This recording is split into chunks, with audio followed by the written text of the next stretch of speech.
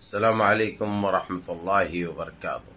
अज़ीज़ान मिल्लत इस्लामी, आप तमाम उम्मती को अबू फैसल की तरफ से सलाम अर्ज़। घर में बड़ी पर्दा नशीन इज़्ज़तदार माँ और बहनों को अबू फैसल की तरफ से सलाम अर्ज़।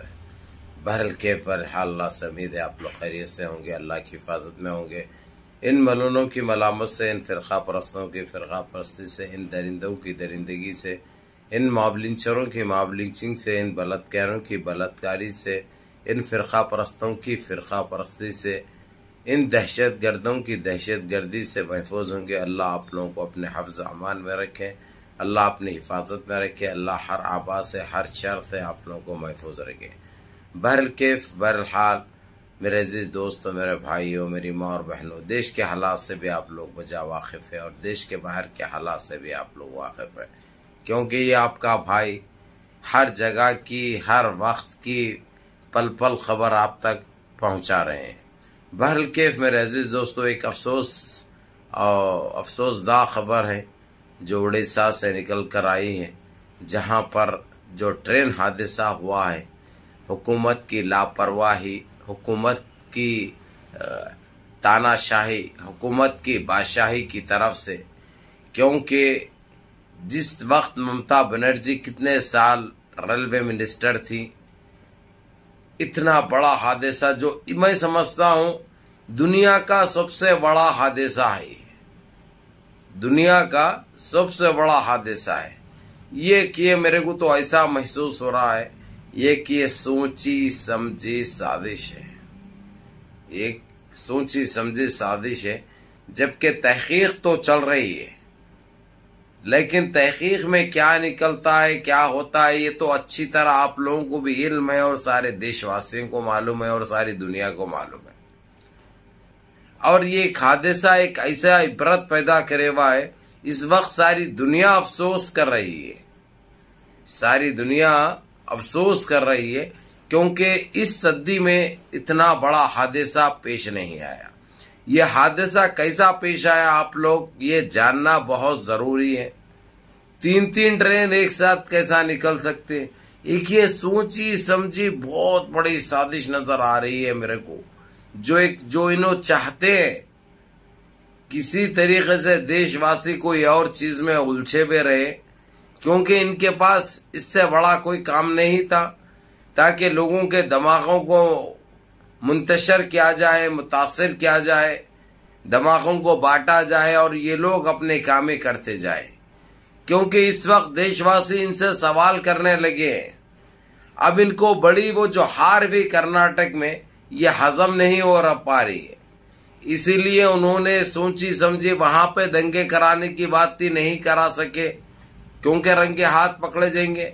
क्योंकि अभी जज, ईमानदार जज बैठे हुए सुप्रीम कोर्ट के सुप्रीमो, जो पहली नजर बनाए हुए देश के ऊपर, यानी इन सारे चीजों को नजर में रखते हुए ये घिनौनी हरकत शायद हो सकता किए, ऐसा तो मेरे को लग रहा है।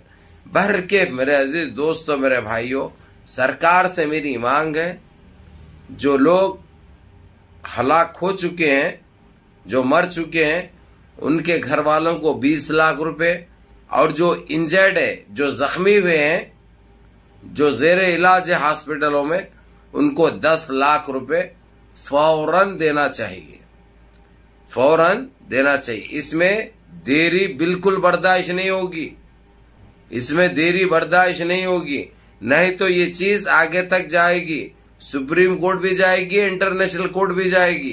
क्योंकि कितने गोदे उजड़ चुके हैं, कितने औरतें बेवा हो चुकी है, कितनी माओं का गोद उजड़ चुका है। अब इन्हों तो है शादी नहीं करते, इनको किसी से लेना देना नहीं है इनको, क्योंकि इनके तो कोई है ही नहीं, इन्हों तो फुटपाथ पे पैदा हुए सो है, इन्हों किसकी नस्ल है इनको खुद नहीं मालूम, बोलते इन्हों कहाँ से आए इन्हों इनको खुद नहीं मालूम। खैर, इन चीजों से बगैर उलझे के जो अफसोस हो रहा है हम देशवासियों को, सारी दुनिया, लोग जो सुने हैं कल, उन सारे लोगों को ये अफसोस हो रहा है। खासकर मैं सलाम करूंगा कुवैत, कतर, तुर्की, ये लोग तो इतना तक कह दिया है कि हम यहाँ पे गवर्नमेंट को नहीं देखेंगे, वहाँ की आवाम जो मुतासर हुई है, जो हलाक हुई है, जो जख्मी हुए हैं, और वहाँ की आवाम के लिए ये लोग अपने खजाने खोलने को तैयार हैं। लेकिन फिर ये सरकार खा जाएगी, इसलिए वो लोग एक टीम तश्कील दे रहे हैं। शायद हो सकता है वो टीम आज शाम में 11 बजे तक पहुंच जाएगी, दिल्ली पहुंचेगी, दिल्ली से उड़ीसा चले जाएगी। तो क्योंकि इससे पहले भी कई मर्तबा ये लोग मदद करें, लेकिन सुनने में ये आया है कि वो अवाम को नहीं मिला, अवाम को कुछ भी हाथ को नहीं लगा। अब वो कैसा पहुंची वहां तक, कैसा गई वहां तक, ये आप लोग जानते हैं। ये हम सफाई बताने की जरूरत नहीं है, सफाई देने की जरूरत नहीं है। बहरहाल के इनकी हर वो चीज पे हम पहली नजर बनाए रखे हैं। इनकी हर गलती की इनको तौबा करने का भी मौका अब नहीं मिल रहा है इनको, क्योंकि इनके इतने गुनाहें बढ़ चुके थे। अब ये देखो भाई, और वहां पे यकीन मानिए रेलवे मंत्री जिसको जिम्मेदारी दी है, इन्हें उतनी पिए हुआ था उन्हें मूत्र, उन्हें आने के लिए 6.5-7 घंटे लगा हादसे के बाद, जबकि उससे पहले फेंकू मंत्री पहुंच गया वहां पे। यानी कि ये घिनौना खेल अंजाम दिए हैं ये लोग। देशवासी अगरचे अभी भी आंखें नहीं खोले तो कभी नहीं खोल पाओगे तुम लोग। ये किसी के गोदे उजड़ रहे हैं, कोई बीवी बेवा हो रही है, देखो आप लोग, कोई बीवी बेवा हो रही है, कोई माँ की गोद उजड़ रही है, कोई बीवी के साथ क्या हो रहा है। बहरहाल केफ मेरे अजीज दोस्तों, मेरे भाइयों, हमने तो ये मांग कर दी है कि जो हलाक हुए हैं उनको 20 लाख रुपए, और जो जख्मी हुए हैं, जो ज़ेर इलाज है, उनको 10 लाख रुपए फौरी तौर पे उनके घर वालों तक पहुंचाना चाहिए। और जो हेल्प लाइन नंबर जो हमेशा बिजी बता रहा करते हैं, वो काउंटर्स लगने चाहिए। जो लोग जख्मी हुए हैं, जो बच चुके हैं, जो मलबे के नीचे हलाक होके पड़ चुके हैं, मर चुके हैं, उनको जल्द से जल्द निकालने का काम करना चाहिए। ये लोग तो सोते हैं, आप लोगों को अच्छी तरह पता है। इन्हों फोटो खिंचाने में, वीडियो बनाने में मसरूफ है, इन्हों फोटो खिंचाने में, वीडियो बनाने में, उसमें बिजी है उन्हों, और उसमें मसरूफ है उन्हों। लेकिन इनको कोई मौत का डर नहीं है। ये हादसा अगरचे इनकी फैमिली के साथ या इनके साथ पेश आता तो इन्हों वीडियो बनाते, फोटो लेते इन्हों। अरे भाई, इनका कोई नहीं होता, इनकी ना माँ, ना बाप, ना भाई, ना बहन, ना बेटी, ना बेटा, ना खाला, ना खालू, समझे ना। ये कहाँ से आए, कैसा आए, किसका टपका है, किसका झटका है, इन्हों बेहतर जाने। अब हम बोले तो यहाँ तक लगती खप बोल गए, लेकिन उससे फर्क नहीं पड़ता। कल भी हक बोलते थे, सच बोलते थे, बराबर बोलते रहेंगे मरे दम तक। 1 इंच पीछे हटने वाले नहीं है हम, ना डरने घबराने वाले। बहरहाल कैफ मेरी मांग ये की है, 20 लाख रुपए जो हलाक हुए हैं और जो जख्मी हुए हैं 10 लाख रुपए फौरी तौर पर उन लोग तक पहुंच जाना चाहिए। और जो ज़ेर इलाज जो जख्मी है उनके कोई गफलत नहीं बरतना, उनका जल्द से जल्द इलाज सही तरीके से होना चाहिए।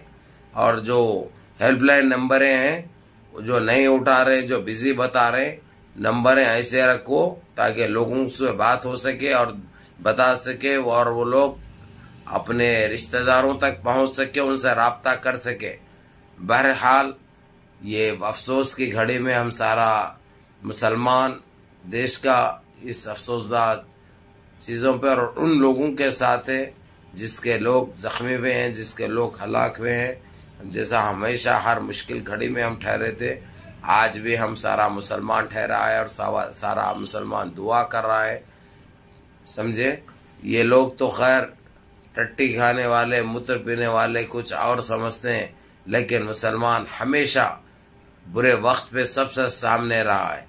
अब जिस तरीके से कुवैत, कतार और तुर्की में जो बात चल रही है उसकी अपडेट भी दी जाएगी। उन मुतासर लोगों को और जो ज़ख्मी लोगों को, हलाक लोगों के रिश्तेदारों को जिस तरीक़े से भी वो मदद अपने हाथ से पहुंचाई जाएगी, क्योंकि अगरचे सरकार को दिए तो सरकार को कौन सा भी हजम नहीं होता, ना पेट भरता इनका, क्योंकि कहाँ से लाए हुए ये पोइटा वो मालूम नहीं, उनके भरने का नाम ही नहीं ले रहा। पूरे देश को लंगा कर दिए, पूरे देशवासियों को लंगा कर दिए वे, फिर भी ना एहसास है इनको, ना दर्द है इनको। बहरहाल इस अफसोस की घड़ी में हम सारा मुसलमान साथ हैं।